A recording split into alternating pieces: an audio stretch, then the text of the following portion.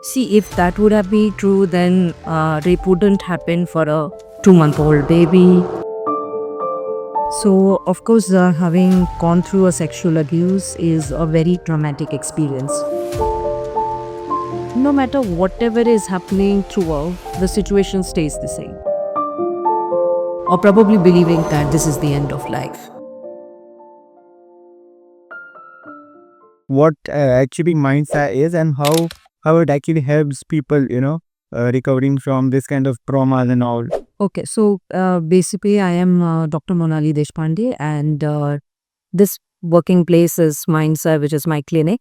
I am a clinical psychiatrist and a psychotherapist, and my work is in mental health. So I treat all different kind of mental disorders, and we also have a counseling center known as Soul in Samarthanagar. The purpose of this clinic is to help people with mental disorders get better, and not only get better out of mental disorders, but also at the same time prevent having them by managing their life well in all the areas of their life.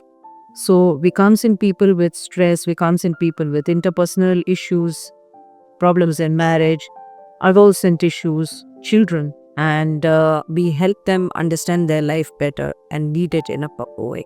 So that is what I work into. Perspective of a doctor or for you as particularly as a psychiatrist, first question would be how victims should handle all this stress. Like this stress should be a stress and the physical and mental as well that impacts a lot on the mental health of that victim. So how should that person cope up with that stress? To be more specific, it is not about how one should do that, but what one goes through and how to get out of it maybe later where one is prepared. So, of course, having gone through a sexual abuse is a very traumatic experience. It would differ from individual to individual who has it in person. I would say that the first thing that the victim should be doing is to go and file a complaint with a lot of courage and conviction that justice would prevail. Because the law is in place, the only thing that we need to do is to take proper steps towards it. The second important thing that I feel is, as a victim, one should not feel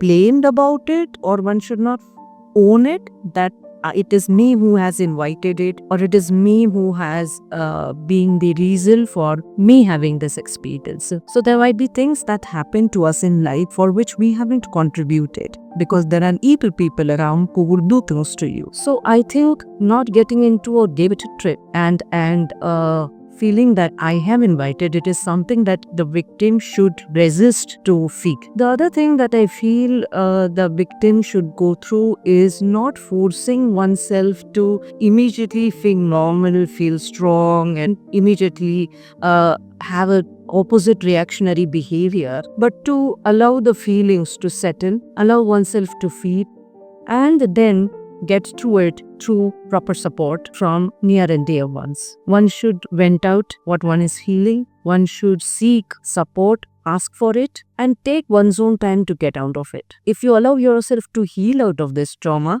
I think one can get out of it. There is nothing to be ashamed of. There is nothing to be blamed of. There is nothing to own as a person. And once you do that, I think one can get out of it. If need be, you can always reach out a counselor. You can always reach out a trauma therapist. You can always reach out a psychiatrist for help. But what one should resist doing is taking it on oneself, or taking one's own life, or blaming it, or probably believing that this is the end of life. Ma'am to be specific आपको क्या लगता है कि Kolkata case में जो हुआ, what is your perspective of Kolkata case? Like मुझे ऐसा पूछना है कि बॉलीवुड में भी ऐसे बहुत से कुछ भी चीज़ें होती है, लाइक लोग ऐसे बोलते हैं कि लड़कियों के कपड़े या फिर उनकी मेंटालिटी ऐसी हो चुकी है कि लड़कियां ही इसके लिए 90% लाइक हाँ है। तो आपको क्या लगता है कि इस तरह or what is our perspective about that? See, if that would have been true, then rape wouldn't happen for a 2-month-old baby, or rape wouldn't happen for a 75-year-old completely flat woman, or rape wouldn't happen in countries where women are completely covered. So that is not the reason. Rape is mostly because it is more of a power play for the person. It is more that the person has his own issues of child abuse probably, or even his own self-esteem issues, he has anger issues, he has looked to the world. So there are many other psychological reasons.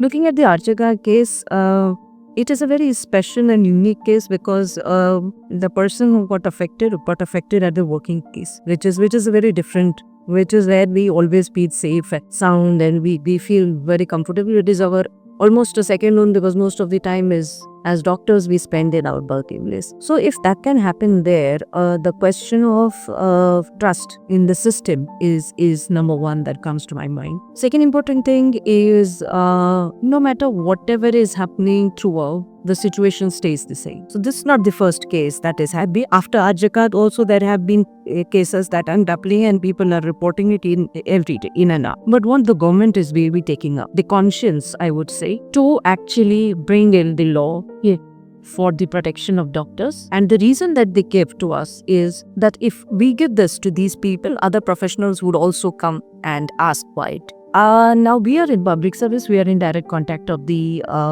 patients. We represent the government in front of the patients. So we are in a different sect altogether.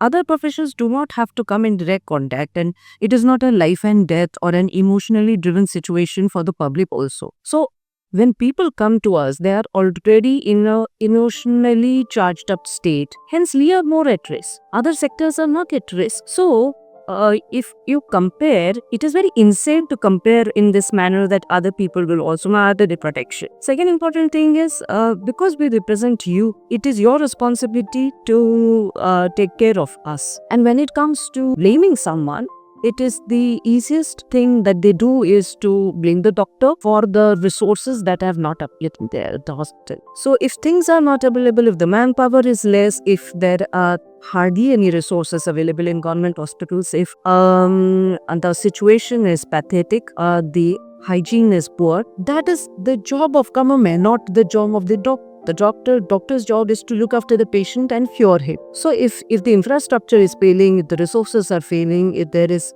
lack of manpower, that is where the government is taking. And we are also human beings. I think a basic dignified working place where we can have basic hygiene, basic resting places, a place where we can rest for a while or eat a little food. If that is not provided, then I think we have failed as a country. And it was not about West Bengal. So it was about every Indian body. So I think politicizing it, converting it into West Bengal versus the other thing is all playing games with people's emotions and converting it into a doctor versus government of West Bengal kind of fight, which was not the case. The last portion is that what do you think what government should do of that those people, like जिस तरह से इसको दबाया गया है, हम देख ही रहे हैं कि इसकी कुछ न्यूज़ आना भी बंद हो चुकी है. जैसे कि पहले होता था कि हर रोज कोलकाता केस के बारे में एक तो भी न्यूज़ आती रही है कि अब इसके बारे में कुछ भी नहीं आ रहा है. लाइक आपको क्या लगता है कि इसको दबाया जा रहा है या फिर the integrity of each sector is at stake. Someday I feel we as should take this courage to stand for the correct.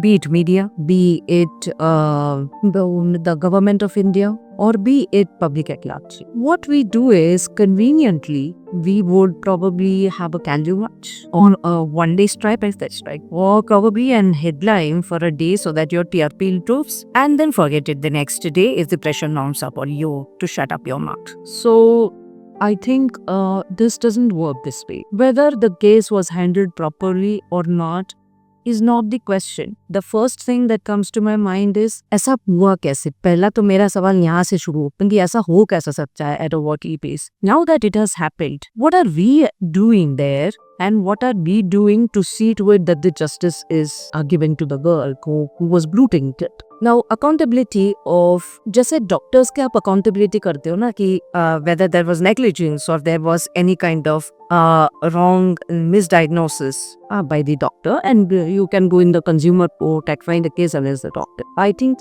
each and every thing is to be accounted for, which includes right from the moment of whether we get justice in this case or not. Beforehand, what went wrong so that this happened? Those people should be also accounted for. So what would be the learning if we don't learn out on this case? Are they taking any measures to improvise on the hospitals? nothing is being done, even if it is now. Probably it is now 2 months. So no infrastructure changes are being made. There is nothing. There is no security even now.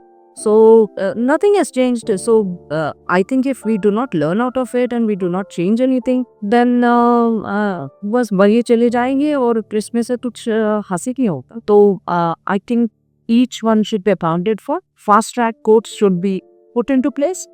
And ये जो है कि बहुत slowly, see, justice that is given after years is justice denied. That is what I feel, because the trauma that the parents must be going through, or the trauma that we as doctors are going through together, is something that should have some amount of time limit, right? That should be some ray of hope. It is a we are doing it.